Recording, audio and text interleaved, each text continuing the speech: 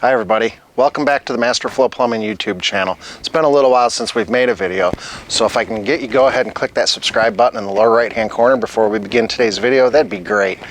Alright, so today's subject is going to be hose spigots, primarily frost-free hose spigot versus non-frost-free hose spigot. We're going to talk about some subtle differences here between these and when and where you might want to use each of these. Your ordinary everyday average hose faucet right here. This is a non-frost-free type.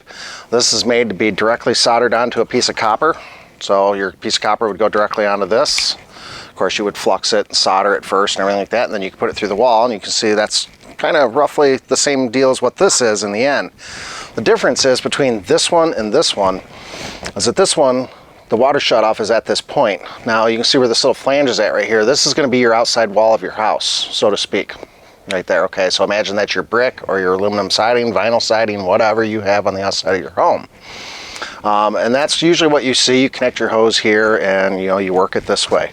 A couple little spots right there for screws to hold it in place. The problem with these in a colder state like I'm in here in Michigan is that these shut off right here, right in this portion of it right here. So if you don't turn this off in the wintertime, from the inside of the house, there should be a shut-off valve somewhere here. Even on the frost-free ones, there should, and you should still shut them off in the wintertime, and I'll explain that when we get to that one. But so if you don't shut this off in the wintertime, it could freeze and break somewhere right here where it goes through the wall. Generally, it's usually within those first 8 to 10 inches there.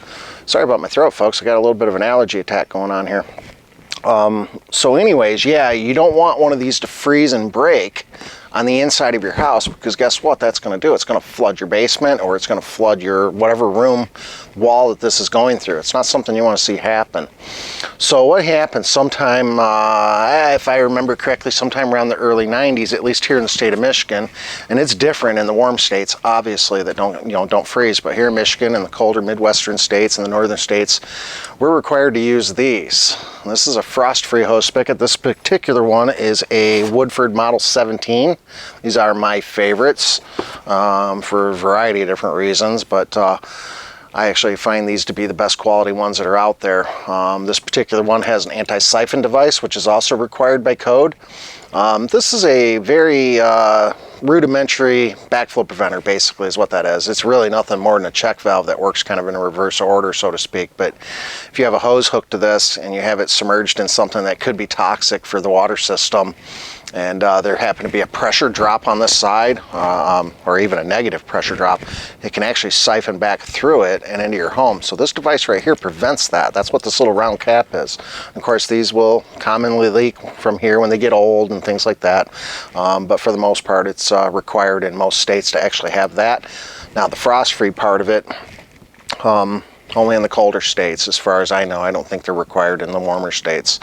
So the difference is, though, is that this one shuts off all the way back here at this point. So again, here's your outside wall. This is the part you see on the outside of the wall.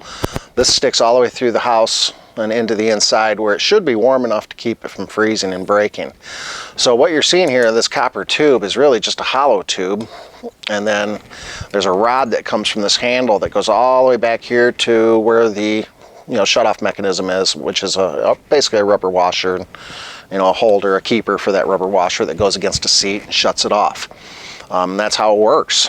So now, since we're on the frost-free hose spigot subject, I have customers all the time that don't bother to turn these off in the wintertime. There's a couple things that you should do to prevent these from getting damaged, because every year, every April, May in Michigan, I replace probably 50 to 60 of these for my customers.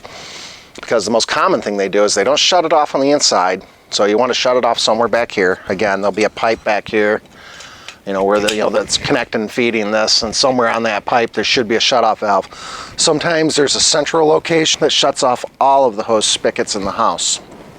So wherever that shut-off is, you want to find that and shut it off in the wintertime. Then you want to actually open this and let the water drain out of this tube, okay? And if you leave your hose connected to this in the wintertime, that water can't drain out of that tube. I tell customers every year, make sure they disconnect their hose, and every now and then I still get repeat customers that make the same mistake every single year, and they don't disconnect that hose from the outside. Let's face it, in Michigan, winter creeps up on us pretty quickly, and sometimes it'll catch us off guard. So sometimes these things haven't had the hoses put away, and things happen, right? But you don't want to let that happen if you can. Can you help it? Off the truck, this is about a $70 part off my truck, and then I'm going to charge you about another $150 or so to install it and replace it at your house.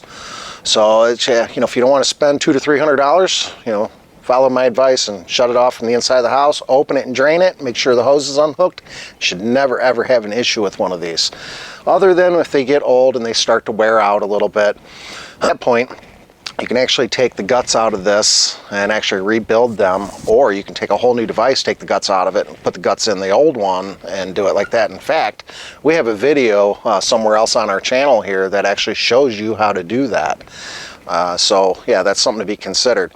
Again, it's going to be brand specific. You're not going to be able to take a Mansfield hose spigot like this and put these guts inside of it. But so another thing I like about these Woodfords real quick is that they actually do have a metal handle on them. You can hear it when I tap on it. That's actually made of metal right there.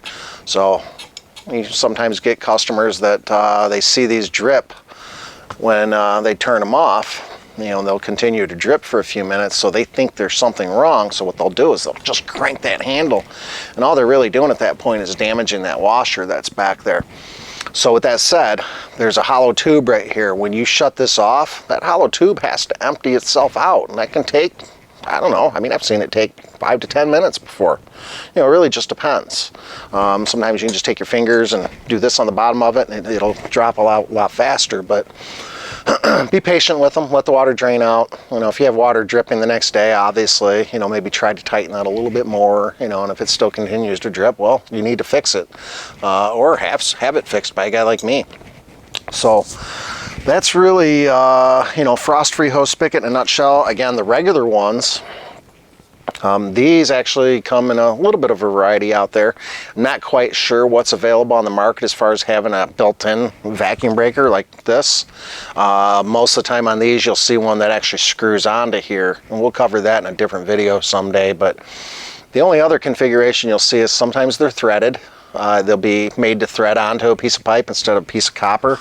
So again, this one's actually made to be soldered directly right here, to a piece of copper, for the water supply. On an older home, it might have galvanized threaded pipe. There aren't a lot of those left, but there are still some. You may have one of these that actually threads on. If that's the case, I don't know that I'd advise you to try to change it, because if you have galvanized pipes in your house, chances are they're probably pretty old at this point, and when you start twisting on them, you're going to probably create all kinds of issues. So you might want to seek some professional help if that's your case. These will fool customers sometimes, and they think they can do it themselves. So what they see, if they see this in their basement, they'll actually begin to look into this, and even the most seasoned of handymen can get fooled by this sometimes. Plumbers don't, because we know, but when it's soldered onto the pipe right here, people will sometimes see that thread right here, and they think that this thing's going to just unscrew. The thing is, though, is that thread's not screwed into anything. If that pipe is on the inside of that, like that right there, it's not going to unscrew. So I've seen many, many times where people have grabbed a hold of these and twisted them, and they've broken this copper pipe, either right here, or it could be, 20 feet away. They just begin twisting it, and they don't realize what they're doing sometimes, and they go ahead and they, twist that pipe off, and then they've got a copper pipe repair to make. And, if they can't do that, well, then they call me. And that usually tends to upset people when they have to call me. So that's why we're doing this channel, folks, is try to help you out so you don't have to call a guy like me. So with that said, the only other one to maybe talk about is like this old-fashioned one I took off of somebody's house one time. These are not up to code. And this one's actually not really a hose faucet, but it is an outdoor water faucet, hose spigot, hose bib. There's many different names for these things, but those are just a few. So this one was actually made to be threaded onto a fitting. It's not made to accept a hose at all, but this might be used to fill up a bucket, things like that. But again, these are not up to code anymore. However, the only reason why they wouldn't be here where I live at is simply because of the fact that it's not frost-free. The fact that anywhere else, the fact that you can't screw a hose onto this, I'm going to guess you could probably use it in the warmer states, still. You know, as long as you can't put a hose onto this, then it can't be a cross connection, you know, that could cause a potential contamination of the water supply. So you should be okay if you wanted to use one of those. But believe it or not, these were actually pretty good quality, you know, things like that. You know, that one's probably, who knows, probably 50 years old or more. That all said, folks, that's really basically the differences between a frost-free hose spigot and a standard hose spigot like this. And I think I've covered pretty well the reasons why you would want to use this one versus this one. You know, it's mainly if you live in a cold state. So with that said, let's go ahead and end the video. I'd like you guys to remind you guys to go ahead and click that subscribe button in the lower right-hand corner. Check out our other videos, and we'll talk to you later. You folks have a great day.